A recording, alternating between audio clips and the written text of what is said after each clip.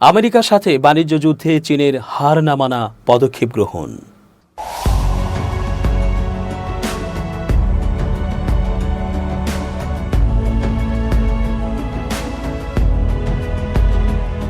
আসসালামু আলাইকুম প্রিয় দর্শক, আমন্ত্রণ আজকের আলোচনায়।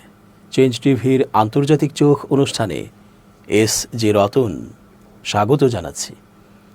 বহু আগে থেকেই চীন মেকানিক্যাল, ইলেকট্রনিক্স ও প্রযুক্তি পণ্যে পৃথিবী সেরা হিসেবে দাপটের সাথে বাণিজ্য করে যাচ্ছে।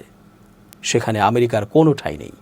এছাড়া অন্যান্য কিছুতেও যদি আমেরিকা দেশটি চীন সহ অন্যান্য রাষ্ট্রের গলা টিপে ধরতে চেষ্টা করে, তবে চীন তা একাই মোকাবেলা করবে বলে হুমকি দিয়েছে। তারা জানিয়েছে, চীন যা বলে তা করে দেখায়, পারলে বলার চেয়েও বেশি করে দেখায়। আমেরিকা তাদের কাছে নস্যি। বিশ্বের দুই বৃহত্তম অর্থনৈতিক পরাশক্তি যুক্তরাষ্ট্র ও চীনের মধ্যে উত্তেজনা এখন পূর্ণাঙ্গ বাণিজ্য যুদ্ধে রূপ নিচ্ছে। সব দেশের ওপর পাল্টা শুল্ক 3 মাসের জন্য স্থগিত করলেও চীনের পণ্যে স্থগিত না করে উল্টো শুল্ক 21% বাড়িয়েছে। এর মধ্যে মার্কিন প্রেসিডেন্ট ডোনাল্ড ট্রাম্প জানিয়েছেন, চীনকে রুখতে যুক্তরাষ্ট্রের কাছে এমন গোপনীয় অস্ত্র আছে যার ভয়াবহতা সম্পর্কে কেউ কল্পনাও করতে পারবে না। যুক্তরাষ্ট্রে গত বছর চীন প্রায় $439 বিলিয়ন পণ্য রপ্তানি করেছে। অপরদিকে যুক্তরাষ্ট্র $144 বিলিয়ন পণ্য চীনে রপ্তানি করেছে। নতুন শুল্কের কারণে উভয় দেশের শিল্পক্ষেত্রে তীব্র সংকট ঘনীভূত হচ্ছে। মার্কিন শিল্প প্রতিষ্ঠানগুলো অতিরিক্ত খরচ, কর্মী ছাঁটাই এবং প্রতিযোগিতায় পিছিয়ে পড়ার আশঙ্কা প্রকাশ করেছে। বিশ্লেষকরা আশঙ্কা করছেন, দুই দেশের শুল্ক যুদ্ধের কারণে যুক্তরাষ্ট্র ও চীনের মধ্যে 80% বাণিজ্য বন্ধ হয়ে যাওয়ার শঙ্কা প্রকাশ করেছে বিশ্ব বাণিজ্য সংস্থা। এতে বৈশ্বিক জিডিপি 7% কমে যেতে পারে বলে সতর্ক করেছে সংস্থাটি। এদিকে মার্কিন প্রেসিডেন্ট ট্রাম্প দাবি করেছেন, চীনকে মোকাবেলায় যুক্তরাষ্ট্রের কাছে বিশ্বের সবচেয়ে শক্তিশালী গোপন অস্ত্র আছে। তিনি বলেছেন, এসব অস্ত্রের ভয়াবহতা সম্পর্কে কেউ কখনো ধারণাও করতে পারবে না। তিনি বলেছেন, যুক্তরাষ্ট্রের কাছে সামরিক ক্ষমতার পাশাপাশি আরও শক্তিশালী অস্ত্র আছে। বুধবার ওভাল অফিসে এক সাংবাদিক প্রশ্ন করেন, চীনের পরবর্তী পদক্ষেপ এবং সম্ভাব্য বাণিজ্য যুদ্ধ নিয়ে আপনি আতঙ্কিত কিনা?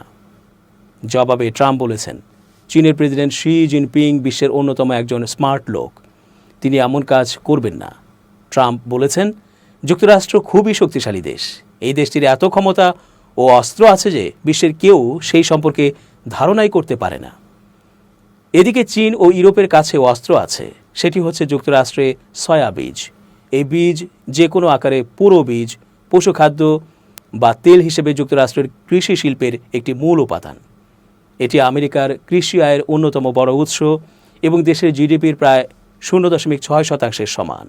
মার্কিন কৃষি বিভাগ অনুযায়ী বর্তমানে যুক্তরাষ্ট্রে সয়া বীজ উৎপাদনকারীর সংখ্যা 5 লাখেরও বেশি এবং এই শিল্পের মাধ্যমে প্রায় 2,23,000 পূর্ণকালীন কর্মসংস্থান সৃষ্টি হয়েছে।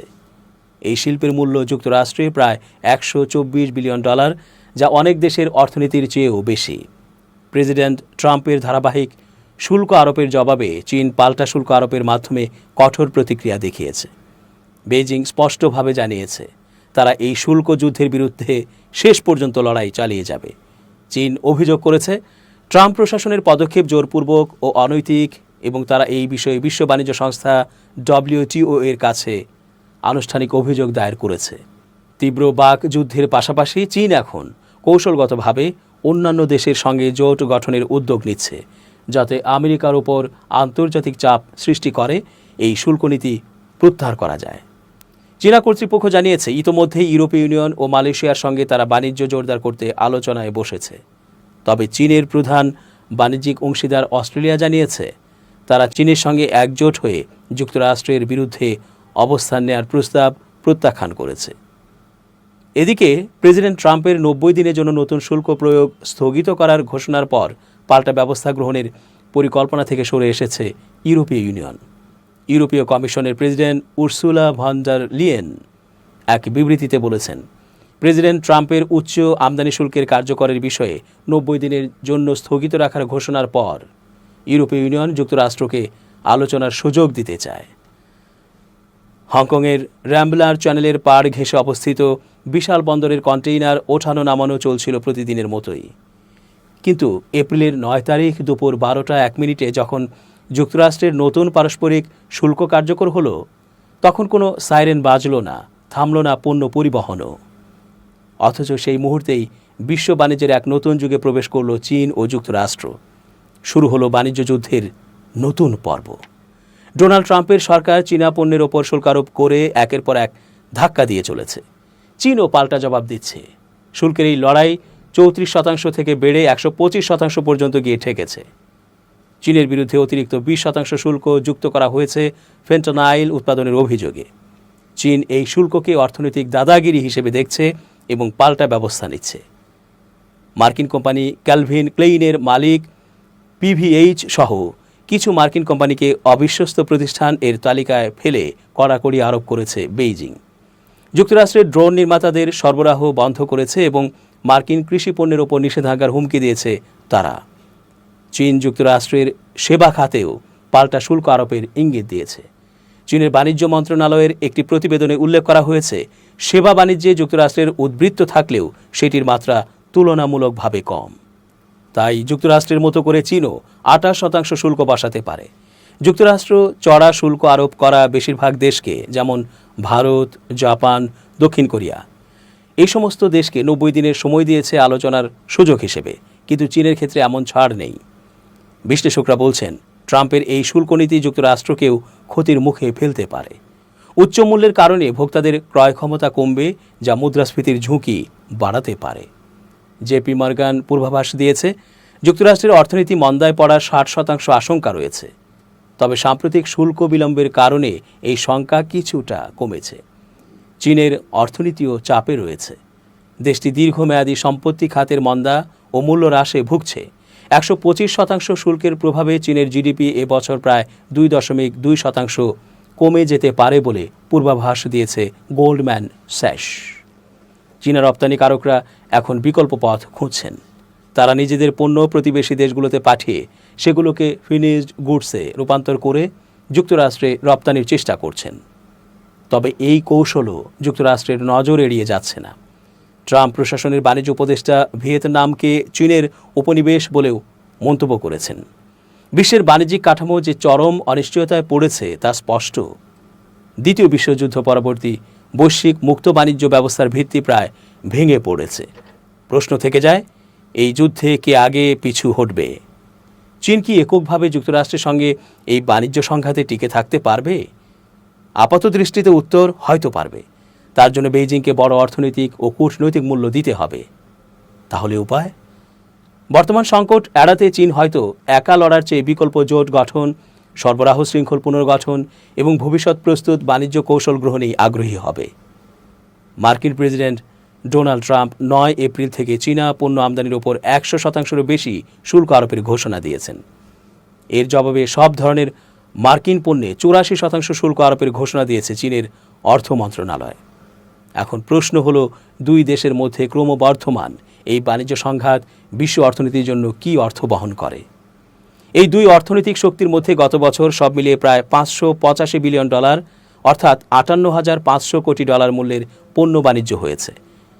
যদিও চীন যুক্তরাষ্ট্র থেকে যে পরিমাণ পণ্য আমদানি করেছে তার তুলনায় চীন থেকে অনেক বেশি পরিমাণে পণ্য আমদানি করেছে যুক্তরাষ্ট্র।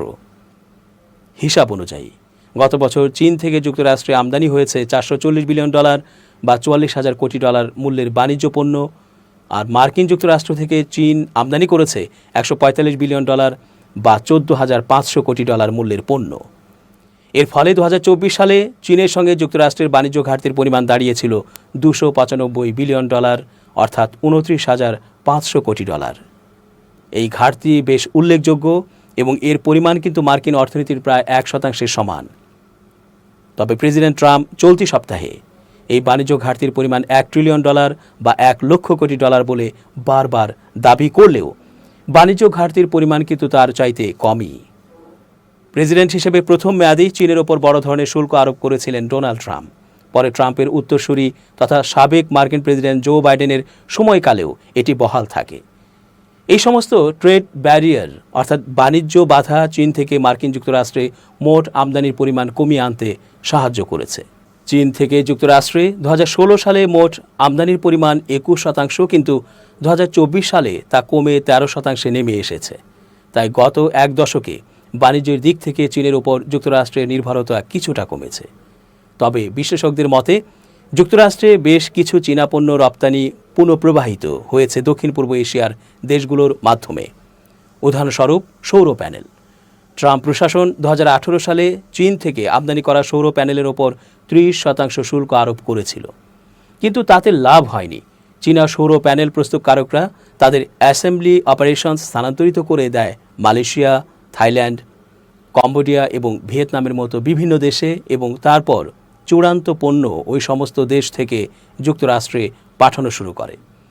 এর ফলে চীন তাদের ওপর আরোপ করা শুল্ক এড়িয়ে ঘুর পথে ওই সমস্ত দেশগুলো থেকেই যুক্তরাষ্ট্রে সৌর প্যানেলগুলো রপ্তানি করতে থাকে। দর্শক, আজ এই পর্যন্তই। শুভ কামনা। change tv.press, এক ফোঁটা হলুদ নেই।